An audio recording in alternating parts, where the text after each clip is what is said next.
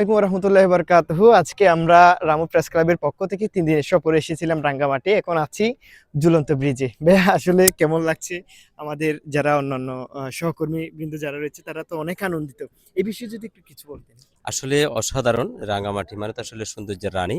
এখানে সৌন্দর্যের অপূর্ব লীলাভূমি। আসলে এ মানে এই রাঙামাটি না এলে বোঝা যাবে না কতটা সুন্দর করে প্রকৃতিকে স্বয়ং স্রষ্টা এখানে সাজিয়েছেন।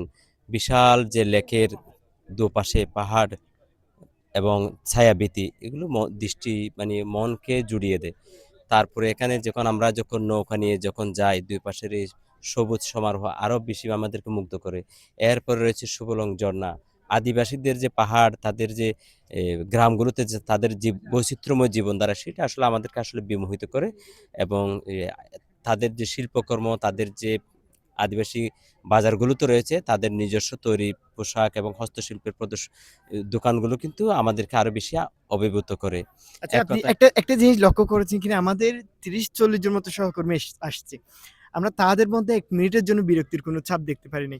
দেখেন আমরা কাউকে পাচ্ছি না, এখন যে যার মতো ঘুরতেছে, একদম খুব আমরা আনন্দ করতেছে। যখন ভাইয়া এদিকে আসেন। আমরা যখন ৬ তারিখ যখন রেলে করে রামু থেকে চট্টগ্রাম আসছিলাম, পুরো রেল জুড়ে আসলে আমাদের যে দখলে ছিল গান বাজনা পুরোটা চলছিল, বগি। একটা বগি দখল করে আমরা পুরো গান বাজনা চলছিল, পুরো রেল আমরা আবার মুখরিত করে দখল রেখেছি। বলতে আবার অন্য এটা আমরা নেগেটিভ। আবার দখল করে রাখিনি, অর্থাৎ ওই টাকা দিয়ে ওটা একটা বুকিং। বগিতে আমরা বুকিং করে নিয়েছিলাম। তো পরবর্তীতে আমরা চট্টগ্রাম থেকে এসে আমরা বাসে করে এসেছি। এখন আবার আমরা চললাম কিছুক্ষণ আগে পানিতে, অর্থাৎ আমরা রেলে, বাসে, জলে আমরা সবখানে বিচরণ করছি। রনি আবার থাকি আবার সবখানে। আমরা সমতল থেকে কখনো পাহাড়ে, কখনো আদিবাসীদের গ্রামে। আসলে বিষয় বৈচিত্র্য ভরপুর আমাদের এই ভ্রমণটা ৩ দিনের।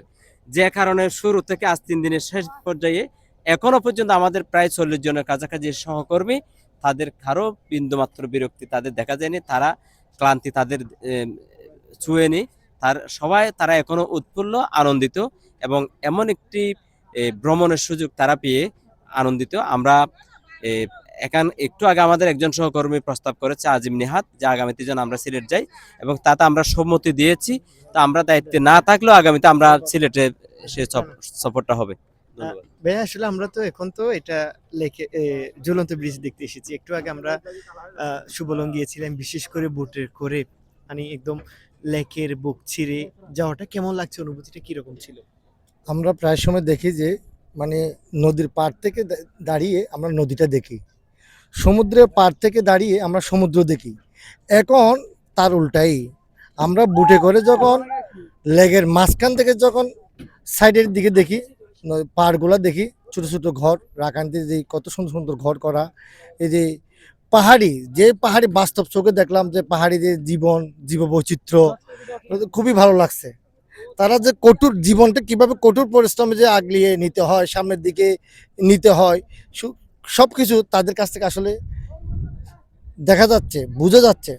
তবে একটা জিনিস ভালো লাগছে যে রামু প্রেস ক্লাব যে নেতৃত্বে, হোটেল থেকে শুরু করে, রেল থেকে শুরু করে, বুটে থেকে শুরু করে সবকিছু সুশৃঙ্খল এবং সবকিছু রুটিন মাফিক, হুম। খুবই ভালো লাগছে। আসলে যেমনটি বলছিলাম আরকি, অসম্ভব সুন্দর একটি জায়গা।